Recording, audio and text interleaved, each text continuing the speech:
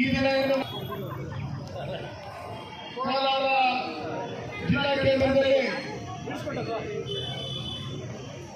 ಪಾಕಿಸ್ತಾನದ ಉಗ್ರಗಾಮಿ ಶಿಬಿರಗಳ ಮೇಲೆ ಯಾವುದೇ ನೆಲದಲ್ಲಿ ನುಗ್ಗಿ ಸನ್ಮಾನ್ಯ ನರೇಂದ್ರ ಮೋದಿ ಅವರ ನಾಯಕತ್ವದಲ್ಲಿ ನಮ್ಮ ವಾಯುಸೇನೆ, ಭೂಸೇನೆ, ನೌಕಾಸೇನೆ, ಸಿಆರ್ಪಿಎಫ್ ಎಲ್ಲ ಸೈನಿಕರು ಒಟ್ಟುಗೂಡಿ ಒಗ್ಗಟ್ಟಾಗಿ ನಮ್ಮ ರಕ್ಷಣಾ ಸಚಿವರಾದಂಥ ರಾಜನಾಥ್ ಸಿಂಗ್ ಅವರು, ಅಜಿತ್ ದೋವಲ್ ಎಲ್ಲ 3 ಸೇನಾ ವಿಭಾಗದ ಮುಖ್ಯಸ್ಥರು ಎಲ್ಲ ಒಟ್ಟಿಗೆ ಸೇರಿ ತಗೊಂಡಂತ ನಿರ್ಧಾರ ಇವತ್ತು ಪಾಕಿಸ್ತಾನದಲ್ಲಿ ನಡಕಶವಾಗಿದೆ.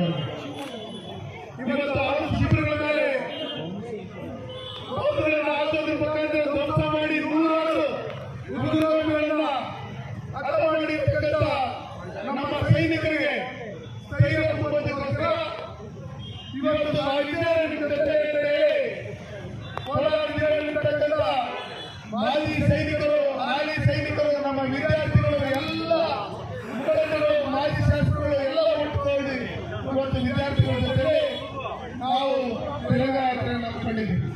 ಮೊದಲ ನಾವೆಲ್ಲ ದಿಶೆಯಲ್ಲಿ ಮಂಜುನಾಥ್ ಮತ್ತು ಸಂಪರ್ಕಂಡರ ಓಂಶಕ್ತಿ ಸಂಪರ್ಕರು ಹೇಳಿದ್ದಾರೆ.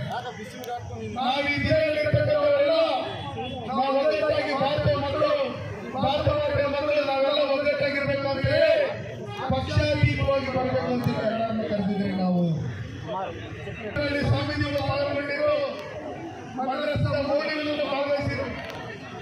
ಅದೇ ರೀತಿಯಲ್ಲಿ ಎಲ್ಲ ಬಂದಂತ ಸಂದರ್ಭದಲ್ಲಿ ಕೆಲವರು ಹೇಳಿ ಕೆಲವರು ಬಂದಿಲ್ಲ ನಮ್ಮ ಜೊತೆಗೆ. ಅವರು ಹೇಳೋದಿದ್ರೆ ಈ ರಾಜಧಾನಿ ಹೊರಡಿದ್ರೆ ನಾಳೆ ಹೋಗ್ತಾರೆ, ಆದರೆ ಈ ದೇಶಕ್ಕೋಸ್ಕರ ನೀವು ಪ್ರಾಣ ಕೊಡೋದು ರೆಡಿಯಾಗಿದ್ದಾರೆ. ನಿಮಗೆ ಈ ದೇಶದಲ್ಲಿ ಜಾಗ ಇಲ್ಲದೆ ಈ ದೇಶದ ಜನಗಳ ಮನಸ್ಸಲ್ಲಿ ನಿಮ್ಮ ಮನೆಯಲ್ಲೂ ಎಲ್ಲರೂ ನಿಮ್ಗೆ ಜಾಗನೇ ಇಲ್ಲ ಪರ್ಮನೆಂಟ್ ಆಗಿ. ಇವತ್ತು ಅಲ್ಲಿ ಏನು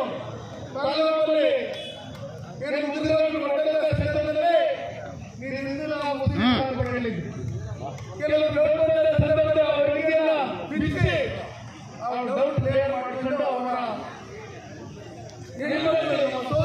ಸೋದರಿಯರ ಮುಂದೆ ಅವರ ಯಜಮಾನರನ್ನ ಮುಂದಿಗೆ ಬಂದಂತ ಸಂದರ್ಭದಲ್ಲಿ ಯಾವ ರೀತಿ ನಮ್ಮನೇಲಿ ನಮ್ಮ ಹೆಣ್ಮಕ್ಕಳಿಗೆ ಅವರ ಅನ್ಯಾಯ ಆಗಿರೋದು.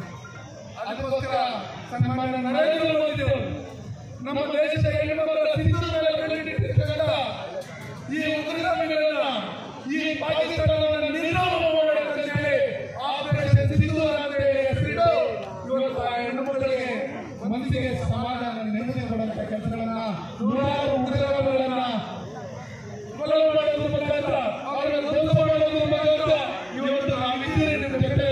ನಮ್ಮ ಹೆಣ್ಣುಮಕ್ಕಳ ಸಿಂಧೂರ ಕಟ್ಟೆಗೆ ಬಂದ್ರೆ ಭೂಪಟದಲ್ಲಿ ಪಾಕಿಸ್ತಾನವನ್ನು ರಕ್ಷಣೆ ಇರೋ ಲೆಕ್ಕಾಚಾರದಲ್ಲಿ